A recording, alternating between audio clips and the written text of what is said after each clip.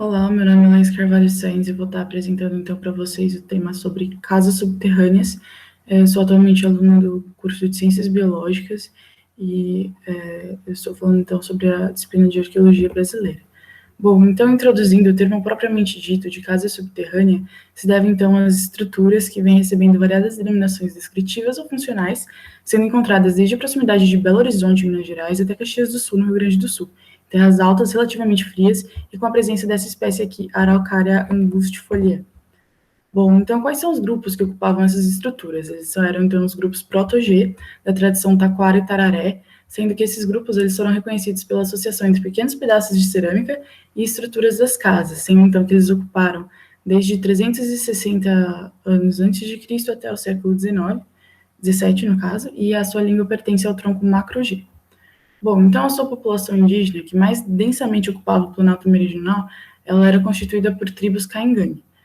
A encosta leste ela era dominada pelas comunidades Xoklang, que supostamente também teriam vivido no Planalto, da onde elas teriam sido afastadas pela expansão dos próprios Caingangue. Bom, nesse caso, quais eram então os tipos de cerâmica que eram tratados por essa tribo? Aqui no caso é um exemplo de Santa Catarina, em Campo Belo do Sul, no sítio Bajo 1, sendo que aqui a gente consegue ver alguns tipos de cerâmica que eram utilizados, então, como cestas, outros tipos de cerâmica que foram, inclusive, relatados terem sido utilizados para cozimento de comida. E quais eram, então, as características dessas estruturas para moradia, ou, enfim, dessas casas subterrâneas? Elas eram, então, depressões hemisféricas, com borda circular de 2,5 metros até 20 metros de diâmetro, permaneciam, então, em um terreno inclinado em encosta ou elevações, sendo que a sua borda era mais baixa e possuía um pequeno anel ao seu redor, servindo como base para a instalação da estrutura aérea que as cobria. E, além disso, seu aterro possui vários metros de largura e entre 1,5 metro a 2 metros de altura. Bom, então isso se tratava de uma construção cultural de terras altas, frias, de chuvas abundantes e que eram distribuídas regularmente pelo ano. As condições, então, elas sinalizavam que o seu início estava ligado à expansão e adensamento da mata de araucária, sendo então que essas casas subterrâneas elas acompanham o tempo e no espaço dessa espécie. Então, para que servia então essa depressão, que é o que restou atualmente, né? Longe de um consenso, os arqueólogos eles afirmam que ela poderia ter sido considerada uma habitação, um depósito de alimentos, uma armadilha para animais, um espaço ritual, e inclusive também que essa sua função básica seria de prevenir contra o frio, ou então uma afirmação em defesa de um território.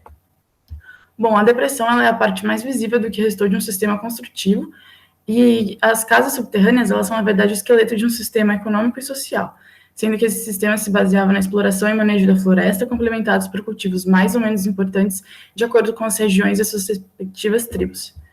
O sistema de assentamento, ele é chamado desde nomadismo permanente, denominado forrageiro, até a alternância entre assentamentos mais estáveis e acampamentos de curta duração, chamado coletor, até o semi-sedentarismo, com habitações bastante permanentes, associadas a estruturas rituais de certo porte, os danceiros, ou estruturas anelares. Esses danceiros aqui, que a gente pode ver, inclusive, nessa imagem, eles participavam, então, de numerosos assentamentos de 1 a 20 com essas depressões, costumando cobrir, então, o território em uma espécie de rede. As suas estruturas, então, elas poderiam ser núcleos de referência dentro desta rede, possuindo, então, locais de sepultamento, sendo locais de reunião ou de passagem. E a forma desse assentamento parecia ter sido de uma ou duas casas por vez, essa sua construção e ocupação, e essa sucessiva ocupação do mesmo lugar poderia somar, com o tempo, até 10 casas. Essa maneira, então, sugere que não era o sítio, mas sim o território que tinha uma ocupação constante, garantindo os recursos naturais e inversões sociais, até a defender a população dentro desse espaço.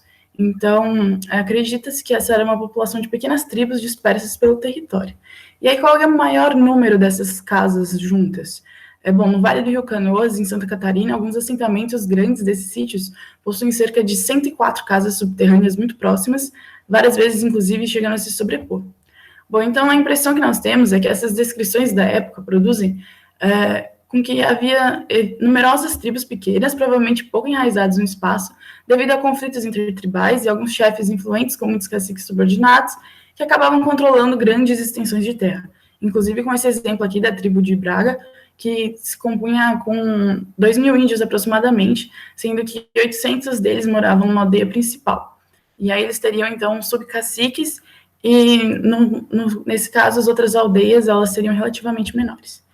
Então, além disso, falando um pouco sobre a ocupação, acredita-se, então, que elas eram feitas, na verdade, sobre camadas alternadas de ocupação e abandono, indicando, então, que essas casas poderiam ser ocupadas mais de uma vez e que entre uma e outra passagem elas poderiam se derruir, permitindo, então, que a erosão dos aterros pela chuva e as fossas escavadas por animais criassem camadas estéreis relativamente espessas e contínuas.